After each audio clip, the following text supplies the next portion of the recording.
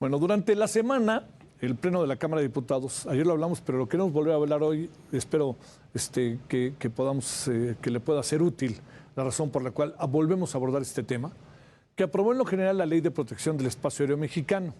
Esto daría autoridad completa al Estado mexicano sobre el espacio aéreo nacional, por lo que se prevé crear lo que se llama el Consejo Nacional de Vigilancia del Espacio Aéreo, además de contar con el apoyo de la Secretaría de la Defensa Nacional, la Secretaría de Infraestructura, Comunicaciones y Transportes. Con esto, la Sedena tendrá entre sus nuevas facultades identificar las aeronaves que circulen fuera de la norma, es decir, contará con el control, seguimiento e intercepción de vuelos si considera que estos realizan operaciones ilegales relacionadas con, ejemplo, grupos delictivos.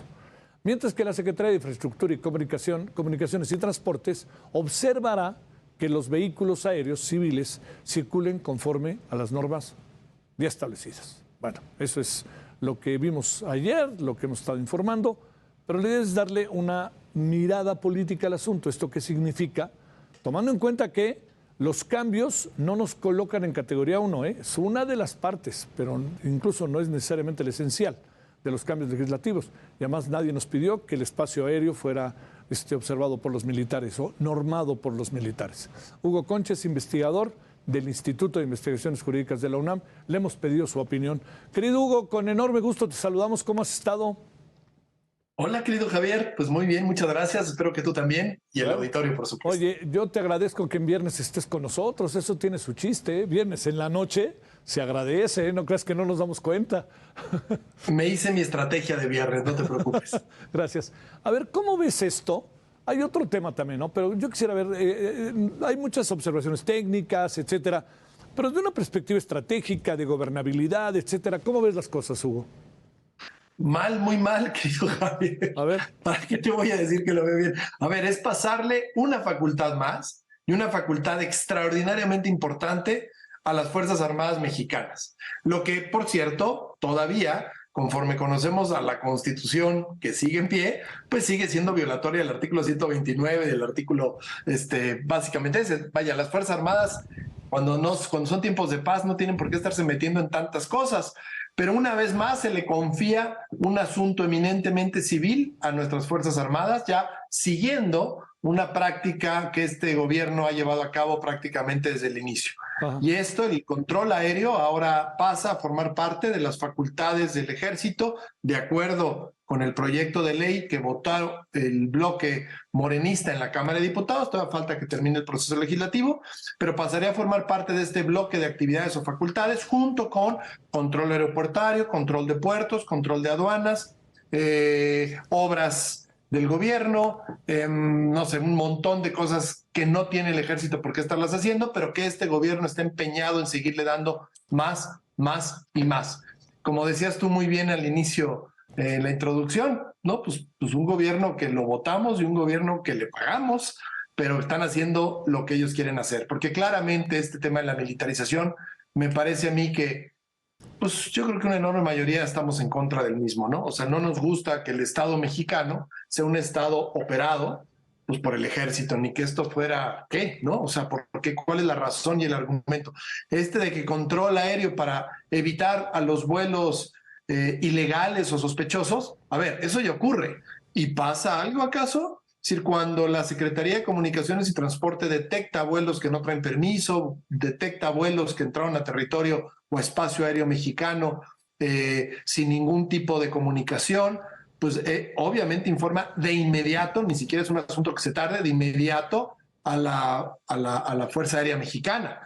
Y la Fuerza Aérea Mexicana ha logrado disuadir, ha logrado evitar que estos vuelos hagan lo que vienen a hacer, que normalmente tiene que ver con traer mercancía ilegal, trasiego de droga, mover grupos criminales sin que pasen por aduanas o por asuntos migratorios, ¿no? Y se ha logrado hacer algo, pues por supuesto que no. Entonces la pregunta que surge, ya es una pregunta un tanto perversa, lo admito, sí. Quizás porque es viernes en la noche, pero la pregunta es, ¿para qué se le quiere dar esto el control al Ejército? ¿Para que el Ejército determine cuáles sí les va a dejar hacer sus operaciones fuera de control y a cuáles no?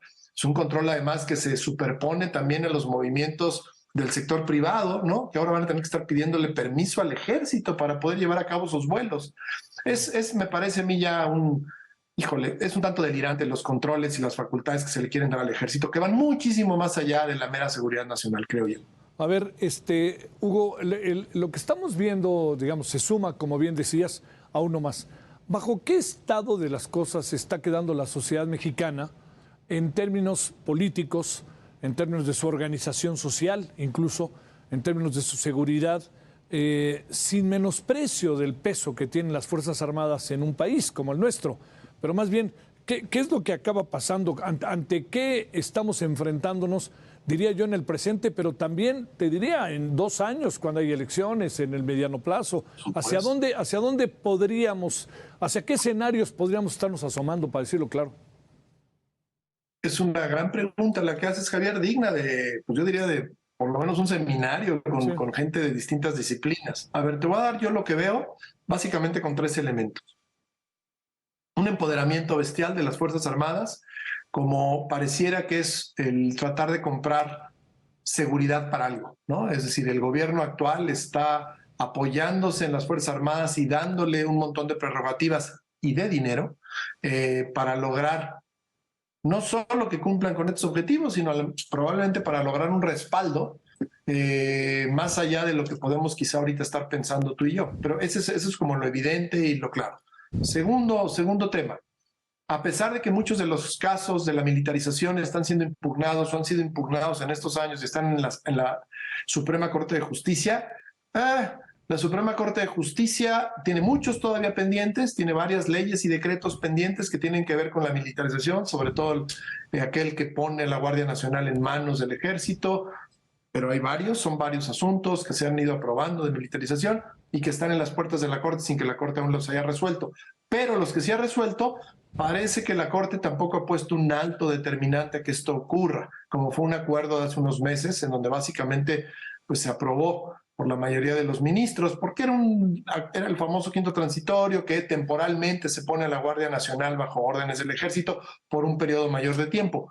La Corte no lo invalidó. Entonces, incluso el que la Corte tenga, aunque no haya resuelto estos asuntos, hace que las cosas de facto sigan haciéndose. Ajá. Entonces, seguimos teniendo un proceso real, de facto, de militarización del país. Tan es así que vemos militares ya por todos lados y en todo tipo de operaciones. Ese es un segundo factor.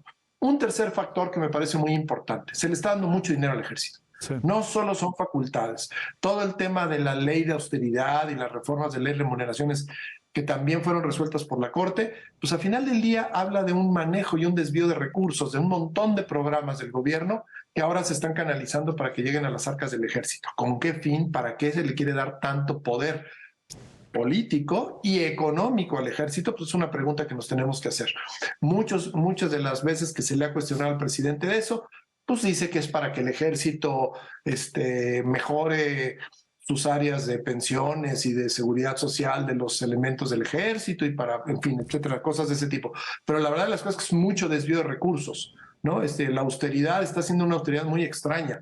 Es austeridad para algunos, es austeridad para muchas oficinas gubernamentales, pero es derroche de dinero en muchos otros campos y en muchos otros sectores, como nunca antes se había visto. Estamos ante el mayor número de asignaciones directas en proveedores, estamos entre los presupuestos más altos de las Fuerzas Armadas. Entonces, no es que no haya dinero, el dinero se está utilizando de otra manera, que es una cosa muy importante.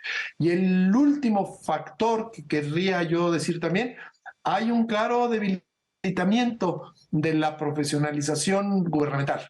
La clase gubernamental ha sido golpeada de manera desmedida, quitándoles, con la ley de remuneraciones, bajándoles sus sueldos, quitándole un montón de prestaciones, como fueron aquellos de los seguros médicos. O sea, pareciera que hoy ser funcionario gubernamental es un trabajo deplorable. No es un trabajo para el cual debe uno estar orgulloso, ni tiene uno incentivos para superarse y que los mejores lleguen al gobierno. Hay un claro, me parece a mí, ¿cómo puedo decir? Falta de sentido y falta de dignidad hacia el gobierno. Hay una actitud por parte incluso del presidente de desprecio a la actividad gubernamental, ¿no? Porque la actividad gubernamental es él básicamente y nadie más puede tener acciones libres o independientes para llevar a cabo sus decisiones. Entonces me parece a mí que si juntas todos estos factores, un poco tratando de contestar la pregunta muy importante y muy buena que hacías, ¿en dónde nos está dejando? Pues nos está dejando en gobiernos muy débiles y apoyados con ejércitos muy fuertes, con un ejército muy fuerte que tiene además muchísimo dinero. Te mando un gran saludo, Hugo Concha. Gracias que estuviste con nosotros. Yo te mando otro a ti, Javier. Muchas gracias. Buenas noches. Gracias, Hugo. Buenas noches. Bye.